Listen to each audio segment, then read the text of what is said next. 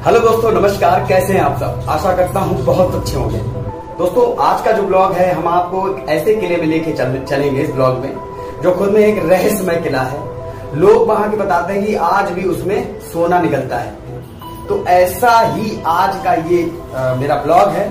और ये कहाँ है, अब कैसी स्थिति है, इसके ऑनर कौन थे या क्या था, पूरा इतिहास हम आज इस ब्लॉग में आपको दिखाएंगे। तो बने रहिएगा हमारे साथ एंड तक इस ब्लॉग में।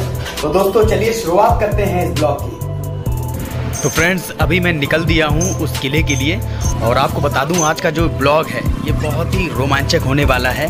और मैं भी बहुत एक्साइटेड हूँ उस किले को देखने के लिए, क्योंकि वो किला बहुत ही हॉरर बताया जा रहा है। तो अभी मैं क्या है वहाँ पर क्या नहीं है, उससे पहले चलने से पहले मैं अपनी गाड़ी में फ्यूल पड़ा लूँ, क्योंकि फ्यूल भी पड़ाना बहुत ज़रूरी है। मुझे लौटते लौटते रात भी हो सकती है। तो दोस्तों, अब आइए जानते हैं कि ये किला आखिर है कहाँ पर। ये किला है उत्तर प्रदेश में, एक ज़िला है कन्नौज। कन्नौज में थाना पड़ता है विशुनगढ़। ये किला वहीं पर मौजूद है। यहाँ के लोग बताते हैं उस किले का क्षेत्रफल इतना बड़ा था कि उसकी यहीं से शुरुआत हो जाती है। ये जो किला है उसका एक अवशेष है जो शुरुआत में अभी पड़ गया है। ये आपके स्क्रीन के सामने भी आ रहा होगा।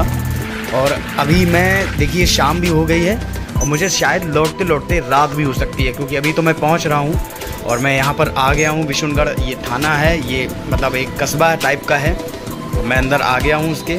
बस किला हमसे सिर्फ 2 मिनट की दूरी पर है। तो दोस्तों, अब किले की शुरुआत होती है यहाँ से। विशुनगढ़ कन्नौज की वो रियासत 17वीं सदी में जिसका अयोध्या तक फैला था राजपाट।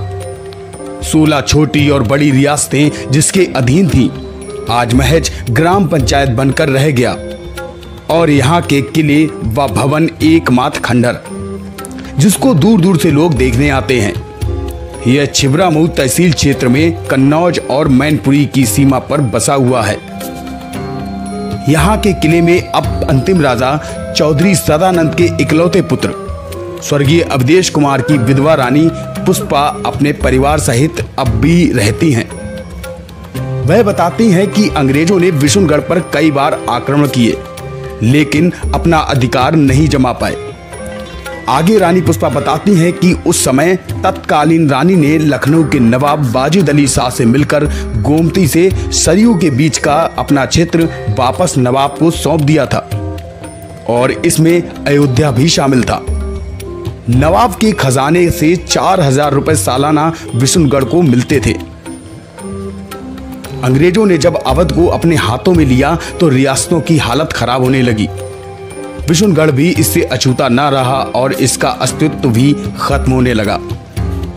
प्रारंभ में ये रियासत लखनऊ के नवाबों के हक में थी, जिस पर बाद में आखिरकार अंग्रेजों ने शासन कर लिया और यह रियासत उनके नियंत्रण में आ गई। 3,56,000 की मालगुजारी, या सरल शब्दों में यूं कहें कि भू राजस्व अदा करने के कारण राज्य की प्रतिष्ठा चरम पर थी। कन्नौज विशुनगढ़ राजघराने के जमींदार हनुमान प्रसाद तिवारी थे, जिनके 4 पुत्र थे, महानंद तिवारी, आस्करन तिवारी, उदयचंद तिवारी व कामराज तिवारी। ये चारों पुत्र बड़े पराक्रमी और ताकतवर थे। कहा जाता है उन दिनों लखनऊ के नवाबों के 24 लाख रुपए कन्नौज के गाजर क्षेत्र में बकाया थे, जिसे वसूल करने का ठेका इन चारों भाइयों ने ले लिया था। मगर नवाब से एक शर्त भी रखी थी कि 3 लाख रुपए वो आपको देंगे और बाकी का सारा भाग उनका होगा। जिसके बाद इन चारों भाइयों ने यह रकम वसूल कर ली, जिसमें 3 लाख रुपए सहित 42 ऊंट गाड़ियां और 64 बैलगाड़ियां नवाबों को देने के बाद 21 लाख रुपए खुद इन चारों भाइयों ने रख लिए। जमींदार हनुमान प्रसाद तिवारी के चारों पुत्रों ने इन्हीं रुपयों से विशुनगढ़, इंदरगढ़, जसपुरापुर, सरैया और गंगागंज गुजरौली में 4 शानदार किले बनवाए थे। आपको बता दें, नवाबी काल में विशुनगढ़ एक अति प्रचलित व प्रख्यात रियासत थी। कहा जाता है 150 वर्ष पुराने विशुनगढ़ किले में बहुमंजिल इमारत ही नहीं, बल्कि तहखाने के नीचे तहखाने तथा प्रत्येक तहखाने अलग अलग जाने वाले रास्तों और सीढ़ियों का मिलान इस तरह बनाया गया था कि शीश महल में बैठा कोई भी व्यक्ति तहखाने में प्रवेश करते समय किसी भी व्यक्ति को देख सके। और सबसे बड़ी बात, इस किले में तहखानों के साथ साथ गुप्त सुरंगें भी थी। मगर समय के अभाव से आज ये किला एकमात्र खंडर बनकर रह गया।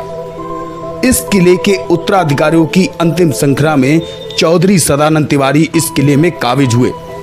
बताते हैं उनके समय में ही जमींदार खत्म हो चुकी थी और फिर ये रियासत और किला खंडर होता चला गया। कहते हैं विशुनगढ़ का राम जन्मभूमि से भी सदियों पुराना जुड़ाव व लगाव रहा है। अयोध्या में जब राम जन्मभूमि को लेकर विवाद शुरू हुआ था, उस समय मंदिर निर्माण के लिए विशुनगढ़ स्टेट ने भी पहल की थी। शहर के इतिहासकार रहे स्वर्गीय इंजीनियर सुप्रभात सक्सेना ने उन दिनों के बारे में काफी कुछ लिखा है। उनके मुताबिक अयोध्या में राम मंदिर निर्माण की कोशिश 1853 में भी हुई थी। उस समय भी काफी विवाद हुए थे।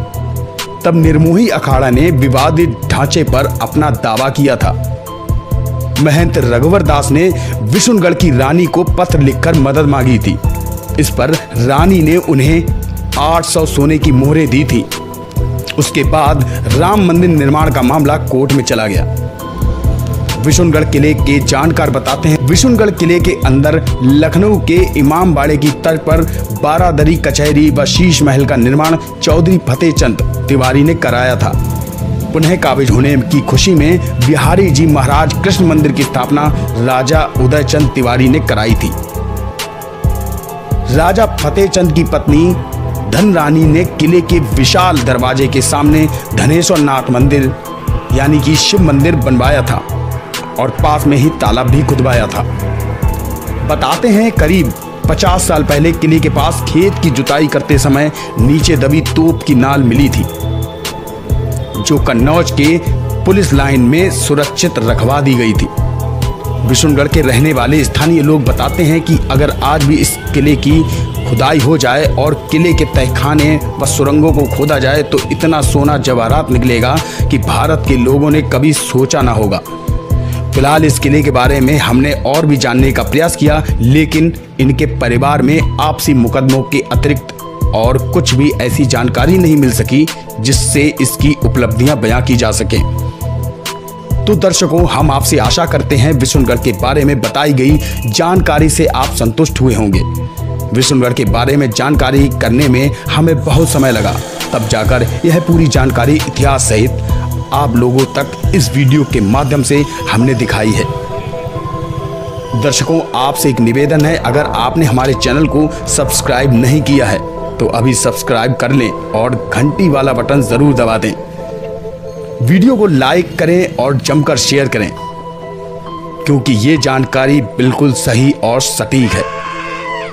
तो दर्शकों, चलो मिलते हैं एक बार फिर अगली कहानी के साथ। तब तक के लिए नमस्कार।